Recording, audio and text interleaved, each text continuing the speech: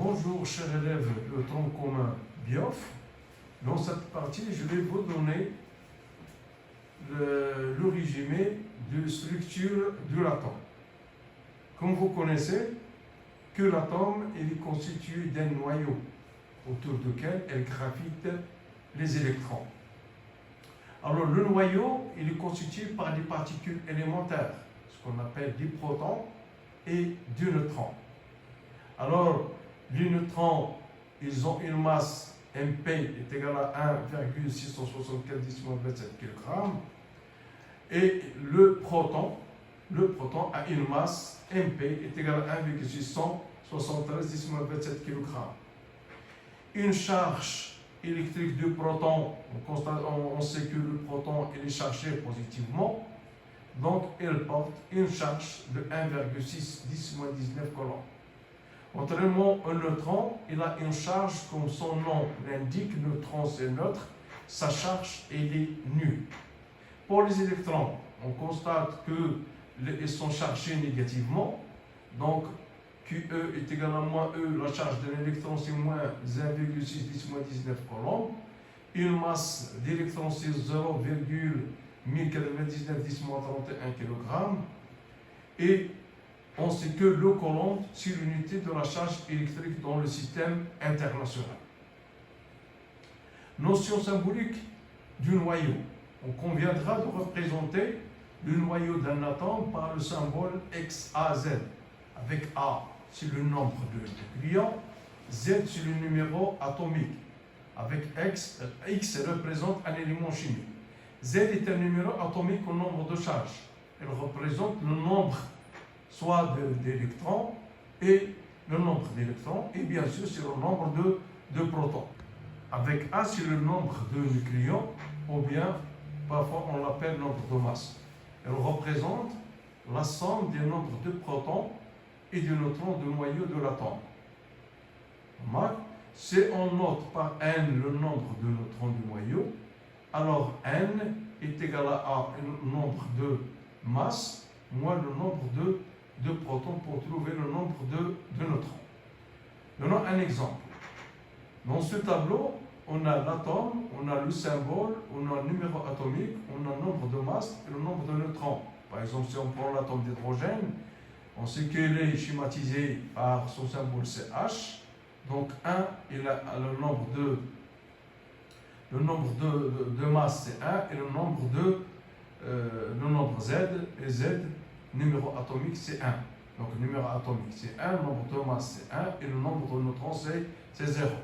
Donc le deuxième cas c'est le sodium Na.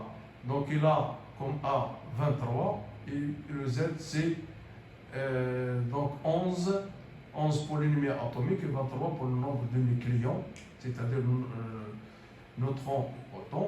Et le nombre de neutrons c'est 12. La même chose pour le lithium, le symbole Li.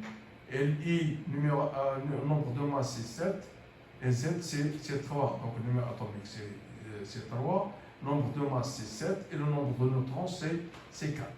Le carbone c'est C. Donc le symbole c'est C12, 6. Le numéro atomique c'est 6, le nombre de masse c'est 12 et le nombre de neutrons c'est N. Dans cet exemple, seulement pour vous entraîner à être capable de, à partir de Z, le nombre de masse, vous pouvez déterminer le numéro atomique, vous pouvez déterminer le nombre de nucléons, bien le nombre de masses, et aussi vous pouvez déterminer le nombre de neutrons. Donc, dans cette partie, je vais parler de la neutralité électrique. Neutralité, comme son nom l'indique, neutralité électrique d'un atome. Comme vous connaissez que le noyau porte Z protons. Donc Z protons, et il porte les électrons. Donc le noyau porte Z protons, ça veut dire que le noyau il a une charge plus ZE, donc une charge positive plus ZE, et le nombre d'électrons, c'est-à-dire le nuage électronique, moins ZE. Donc si on fait la charge de l'atome, c'est la charge des protons plus la charge des électrons. Donc plus ZE moins ZE est égal à 0. Donc Q atome est égal à Q noyau plus Q nuage électronique. Donc il est égal à 0. Dans ce cas, on dit que l'atome est électriquement neutre. Donc c'est la sommation du nombre de protons et la somme des neutrons, elle va donner un 0. Donc dans ce cas, on dit que l'atome est électriquement neutre. La masse d'un atome. La masse d'un atome, la valeur approximative de la masse d'un atome est égale à la masse des protons plus la masse des neutrons plus la masse des électrons. Donc, c'est la masse de noyau. La masse de protons plus la masse de neutrons, c'est la masse du noyau plus la masse Z pour la masse des électrons. Chaque électron a une masse, donc multiplié par Z, donc on peut trouver la masse de l'atome.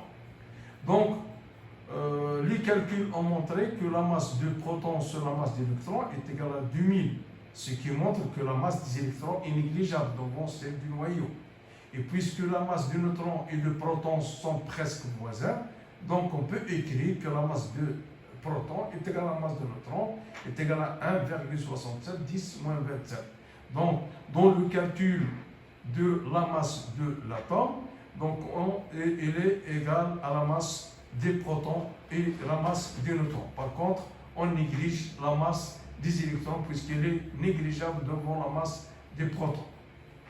Maintenant, on passe à la dimension, qui est des dimensions du diamètre. Des diamètres, des rayons. Donc, le diamètre de l'atome, il est environ de 10 moins 10 mètres.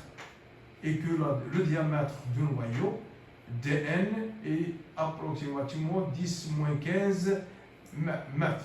Ça veut dire qu'il y a une différence, qu'il existe un espace vide entre le noyau et la circulation des électrons, un espace très important, il entoure le noyau.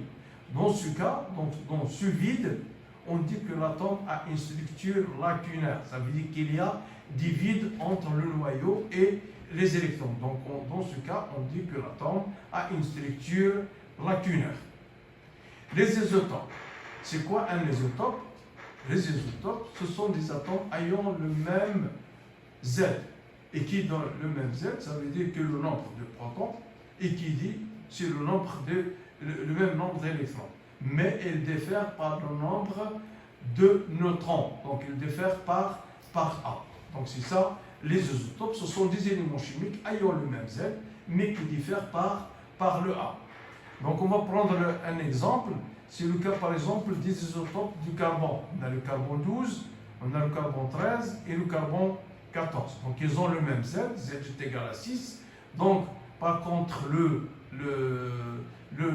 nombre de masse A, on a 12, dans le premier cas 12, 13 et 14. Donc avec des pourcentages qui sont différents. Donc pour le carbone 12, on trouve dans la nature un pourcentage de 98,8%. Par contre, celui du carbone 13, 1,1%.